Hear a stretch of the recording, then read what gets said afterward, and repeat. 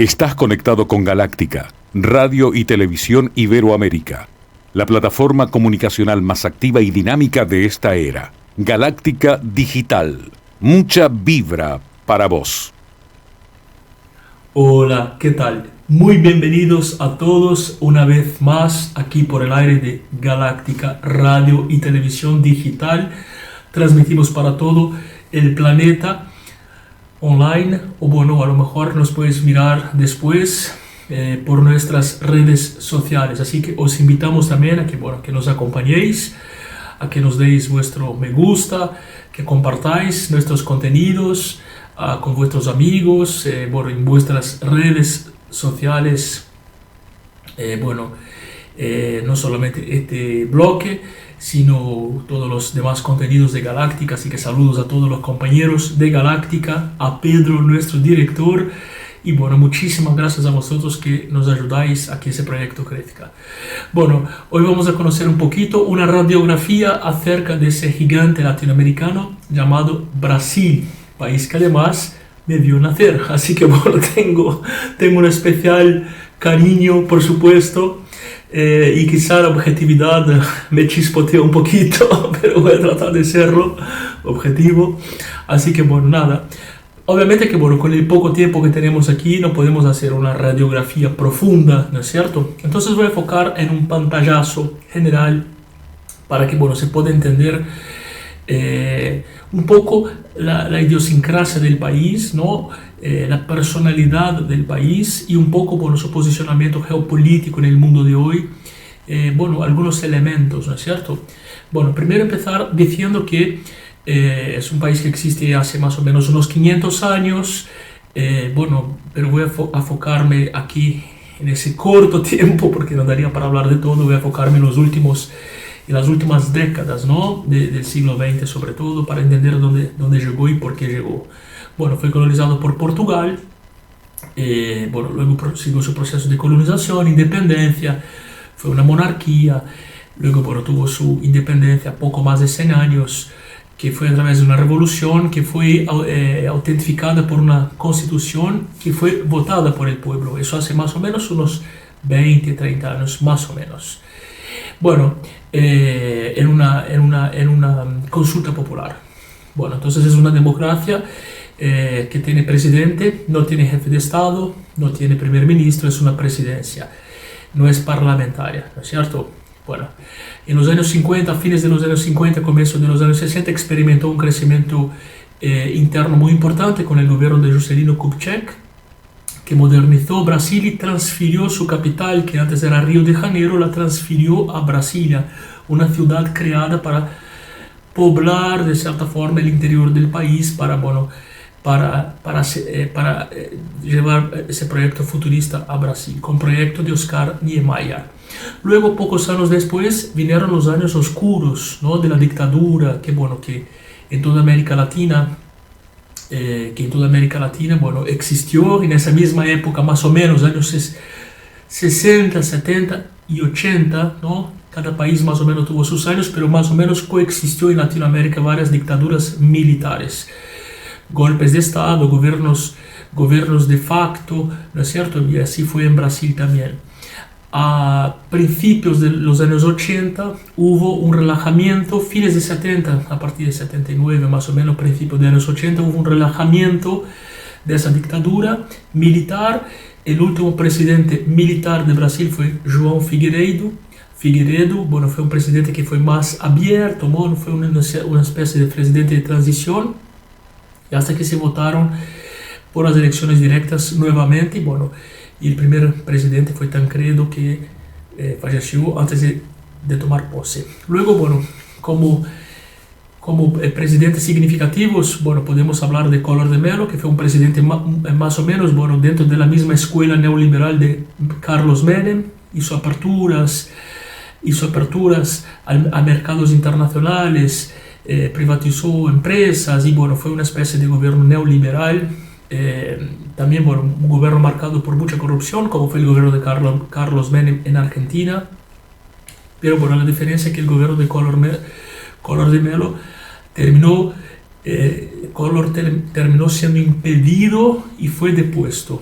Fue bueno, sufrió un proceso que se llama en política impeachment, impedimento, así que fue retirado de su cargo. Luego, bueno, otro periodo importante de Brasil fue el Fernando Henrique Cardoso, que logró algo que era algo muy, muy complicado y que, bueno, realmente era uno de los temas más difíciles que enfrentaba Brasil en aquel entonces, que era la inflación. El gobierno Fernando Henrique Cardoso, que es un gobierno de centro-izquierda, a veces algunos lo dicen también que, bueno, podría ser de centro-derecha, bueno, en fin, en Brasil se dice central, es ese gobierno de centro, más moderado, que tiene algunas cosas de derecha, algunas cosas de izquierda, pero al fin y al cabo, bueno, se considera de centro, ¿no es cierto? Podemos decirlo de cierta manera. Incluso el partido hoy se llama Tucano, es un partido fuerte en Brasil. Bueno, Fernando Henrique Cardoso logró controlar la economía, logró estabilizar la moneda, que había cambiado de nombre innumerables veces, cambiado de nombre, y bueno, desde ahí se logró estabilizarla. Bueno, la moneda se llama real, todavía se llama real. Después, bueno, hubo un periodo político que Brasil dio un vuelco hacia la izquierda típica latinoamericana, que es la izquierda que luchó contra la dictadura militar, ¿no es cierto? Bueno, porque una cosa es ser de izquierda en Latinoamérica, otra cosa es ser de izquierda en Europa, otra cosa es ser de izquierda en Rusia. Eso hay que saber diferenciar, ¿no es cierto? Hay países donde las dictaduras fueron de derecha, como los países latinoamericanos. Hay países donde las dictaduras fueron de izquierda, como los países del este europeo, por ejemplo. Entonces hay que saber que hay que diferenciar eso también, porque es otra energía, otra visión política, otra ideología, más allá de que uno considera izquierda y derecha, ¿no? Esa dicotomía que, bueno, que no siempre funciona tan bien para el análisis. Pero bueno, entonces estuvo Lula en el poder. Lula fue una especie de representante del pueblo, fue un trabajador, un hombre que nació realmente en la pobreza absoluta y bueno, y fue metalúrgico y bueno, tuvo su carrera alrededor, bueno, del sindicalismo, ¿no es cierto? Llegó a la presidencia después de 3 intentos. En el tercer intento llegó a la presidencia, porque incluso había competido con Collor de Mello. Bueno, el gobierno de Lula, por supuesto que fue marcado por un aumento del Estado, algunas modificaciones importantes también en la vida social de Brasil.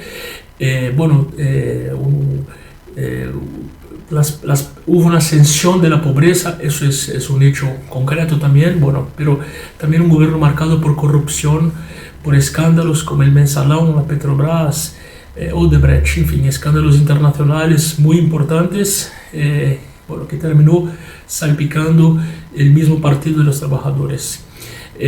Bueno, después actualmente está el presidente Jair Bolsonaro, que es un presidente de derecha, un ex militar, bueno, que más o menos, bueno, el voto de Jair Bolsonaro fue más que todo un voto anti-PT también, anti-PT, anticorrupción. Algunas personas votaron por Bolsonaro, otras personas votaron anti-PT. Una especie de darle un vuelco al poder existente anteriormente, ¿no es cierto? Bueno, vale decir que después de Lula estuvo Dilma Rousseff, que también fue depuesta, que Dilma era una especie de protegida de Lula, indicada por Lula. Entonces, bueno, también de cierta forma era más o menos las mismas personas en el poder. Bueno, del punto de vista, más o menos esa es una idea rápida, ¿no? Política, porque, bueno, tendremos que desarrollar eso en muchísimos bloques, es muy corto aquí para decir todo. Pero bueno, en el plano cultural, Brasil se sobresale muchísimo mundialmente por su carnaval, que es muy conocido, es conocido mundialmente, que este año no pudo existir por la pandemia, pero el carnaval de Río de Janeiro es muy famoso, y obviamente por su música, ¿no?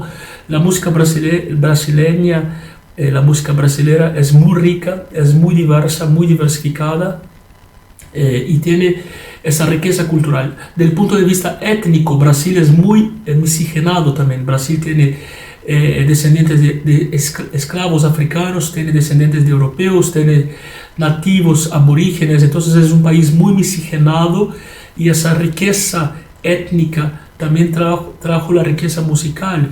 Es un país que, bueno, que tiene una música muy rica, lo más conocido internamente, o sea, lo más importante en Brasil es la MPB, que se dice música popular brasileira, y ahí, bueno, tenemos muchas expresiones como Caetano, Chico Buarque, María Bethânia, Gal Costa, todos los cantantes, Toquinho, bueno, en fin, cito algunos nombres que son internacionales. Después, bueno, hay otros estilos también propios que se fueron generando allí, axé, chorinho, baião, bueno, cosas muy autóctonas, muy regionales. Y también, bueno, está la música que trascendió las fronteras y se hizo conocida en todo el mundo desde los años 50, especialmente de la mano de un grupo de músicos, ¿no?, que es la Bossa Nova, de Tom Jobim, de João Gilberto, bueno, de Vinícius de Moraes, que, bueno, fueron músicos brasileños. La Bossa Nova representó, había dos corrientes en esa época. La Bossa era una corriente que festejaba el amor, la paz, la armonía y la mundialización. Y el otro movimiento era el Tropicalia, encabezado por Gilberto Gil, que fue ministro de Cultura más adelante, y Caetano Veloso, que era un movimiento que utilizaba, era más nacionalista y, bueno, hacía que la música fuera más regional, más local. Esa música, bueno, fue más conocida en Brasil que en el exterior. Y la Bossa Nova logró posicionarse como una de las músicas más importantes del mundo, inclusive, ¿no? Garota de Ipanema, por ejemplo, fue la segunda música tocada después de Yesterday, de los Beatles, en un determinado momento. Allá por los años 50, 60, incluso, bueno, lo grabó Frank Sinatra y muchas figuras importantes, ¿no? Desde el punto de vista regional, bueno, Brasil es parte del Mercosur y además es parte del BRIC, que son esos países gigantes, ¿no?, que son civilizaciones en sí mismas, Brasil, India, China y Rusia. Entonces, bueno, pertenece a esos dos bloques. ¿Y por qué Brasil es el único país de la América Latina que habla otro idioma? ¿Por qué Brasil no habla español como todos los demás países? Todos, y digo todos, absolutamente todos, aunque algunos se mezclan con el francés, algunos hablan un poco de holandés, bueno, hay otras lenguas, y bueno, hay países en Sudamérica que hablan inglés también, ya sabemos. Pero bueno, ¿por qué Brasil habla portugués? Porque sencillamente, allá atrás, muy allá atrás, bueno, hubo un tratado que un papa firmó llamado Tratado de Tordesillas, que dividió Latinoamérica en una línea imaginaria, ¿no es cierto? Y bueno, para un lado era de España, para el otro lado era de Portugal. Y ahí, bueno, se dio la colonización. Cuando Pedro Álvares Cabral descubrió Brasil, quedó ese lado brasileño y ahí se habló portugués desde siempre, desde entonces. Así que, bueno, ese es un poco el posicionamiento político. En el plano de vista geopolítico, Brasil es un país que tiene un peso por su economía, fluctúa, ¿no? Fluctúa entre la quinta y la octava economía del mundo, a veces está más arriba, a veces está más abajo, pero es un país que tiene un peso por lo económico.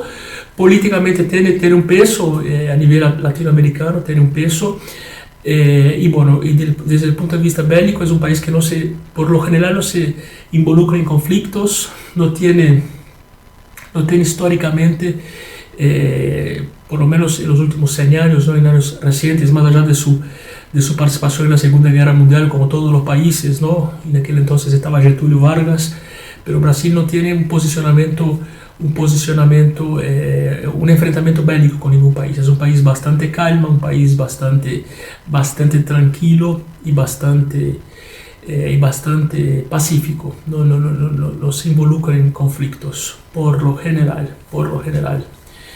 Y desde el punto de vista interno, bueno, los problemas más importantes que tiene para resolver son, bueno, la desigualdad social, que sigue siendo un problema muy grande, ¿no? Bueno, y algunas cuestiones étnicas también, raciales, ¿no? No me gusta mucho la palabra racial porque no creo que existan razas, creo que es solo una, que es la humana, pero bueno, hay cuestiones de discriminación, hay cuestiones sobre todo con las favelas, ¿no?, que es un tema que todavía tenemos que resolver en Brasil, que es, bueno, que ya en algunos países no hay, y la criminalidad, una criminalidad bastante fuerte, que es un tema también de Latinoamérica en general. Así que bueno, eso fue rápidamente un poco una radiografía de ese gigante latinoamericano, país de la Bossa Nova, país de Jobim, que cantaba Tristeza não tem fim, felicidade sim. Así que bueno, muchísimas gracias por estar del otro lado. Nos encontramos la semana que viene aquí por Galáctica Radio y Televisión Digital. Generamos contenidos artísticos y periodismo de vanguardia para que sepas lo que realmente pasa. Galáctica, Radio y Televisión Iberoamérica. Venos y escuchanos en todo el planeta Tierra.